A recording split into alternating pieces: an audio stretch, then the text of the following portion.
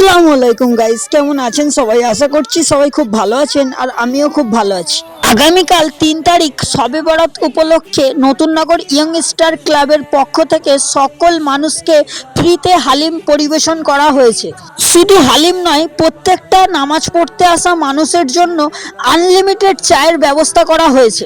আর এটা হলো আমাদের ভোলা কাকা, যে খুব সুন্দর করে দায়িত্ব নিয়ে খাবার পরিবেশনের জন্য সাহায্য করেছে।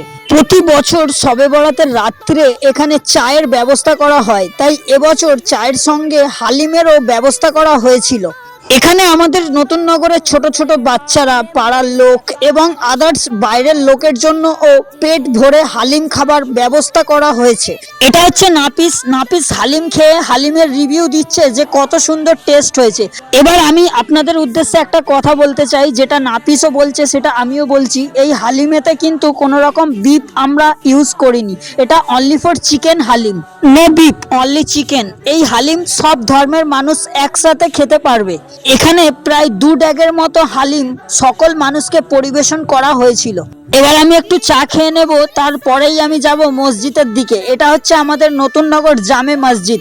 শবে বরাত উপলক্ষে আমাদের নতুননগর জামে মসজিদ খুব সুন্দর করে লাইটিং দিয়ে সাজানো হয়েছে। শবে বরাত মানেই হচ্ছে শুধু খাওয়া দাওয়া, এমনটা কিন্তু একদমই না। তাই আমি একটু অজু করে নিলাম। আর আমার পেছনে আপনারা দেখতে পাচ্ছেন কবরস্থান। আর এটা হচ্ছে আমাদের নতুননগর জামে মসজিদের 1st ফ্লোর, আর এটা 2nd ফ্লোর, আর এটা হচ্ছে 3rd ফ্লোর।